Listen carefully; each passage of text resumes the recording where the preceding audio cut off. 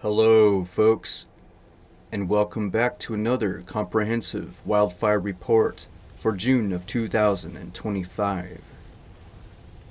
Well, we're halfway through what's shaping up to be another intense wildfire season across the U.S. In this report, I'm going to break down the latest wildfire activity, climate trends, resource updates, and what you need to know to stay safe and informed out there. So let's dive right in. Wildfire activity has surged in June, with the U.S. reporting over 1.2 million acres burned across 29,000 fires as of June 9, 2025, according to the Center for Disaster Philanthropy. This puts the nation at a Level 2 national wildfire preparedness, meaning resources are stretched, but not yet at critical levels.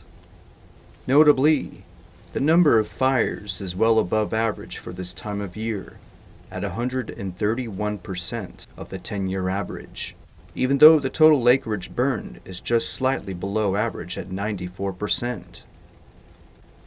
One of the most significant incidents this month is the Trout fire in New Mexico, which started on June 12th and has already consumed 12,000 acres north of Silver City.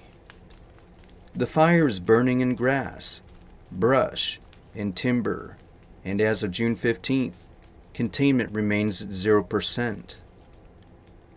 Over 550 personnel are on the ground, working around the clock with both day and night operations to slow the fire's progression. Now short-range spotting and tree torching have been observed, and a public meeting is being planned to keep the community informed. Now as we turn north, Canada is facing a particularly challenging wildfire season.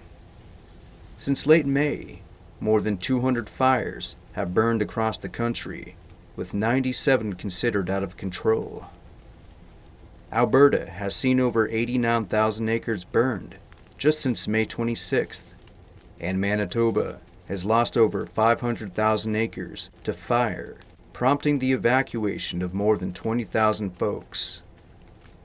Saskatchewan has also seen over 4,000 residents evacuated.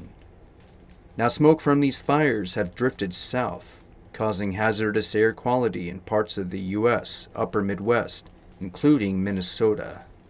In the U.S., the Southwest, California, and the Northern Rockies have all seen a notable uptick in fire activity since late May.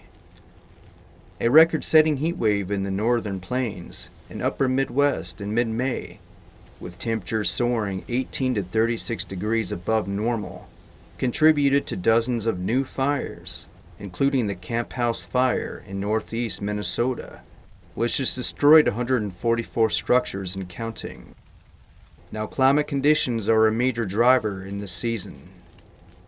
Critically dry conditions persisted across much of the west and southwest, with relative humidity in some areas dropping as low as 5 to 15%. The North American Seasonal Fire Assessment and Lookout warns that above normal fire activity is expected to continue through June, particularly in Western Canada and the U.S. Southwest. While some regions like Eastern Canada and the Great Lakes have seen near normal precipitation, most western areas remain in drought, with dry fuels primed for ignition. Resource allocation remains a top concern. Over 552 personnel are assigned to the Trout fire alone, and nationally, firefighting efforts are being coordinated by the National Interagency Fire Center.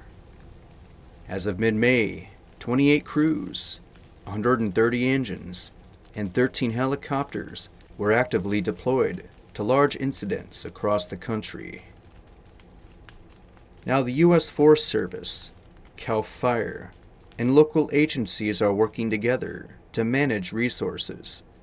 But with the fires burning in multiple states and provinces, capacity is being tested.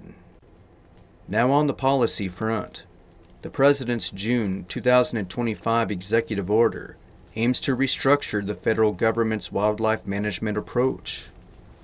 This order is expected to impact how resources are allocated and how agencies coordinate, though the full effects will unfold over the coming months. The order's intent is to streamline response and improve interagency communication, which will be critical as the season progresses. For those living in fire-prone areas, it's vital to stay informed and prepared.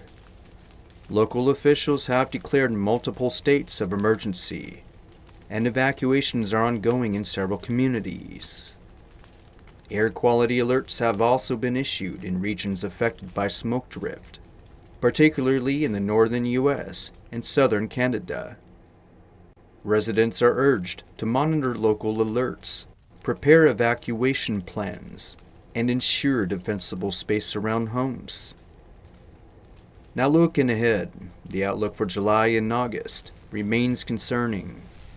Warm and dry conditions are forecast to persist over much of the western Canada and the western U.S. areas, with only sporadic relief from precipitation. The highest temperature anomalies are expected in northwestern Ontario and northern Manitoba, while the U.S. Southwest continues to face elevated fire potential due to ongoing drought and high winds.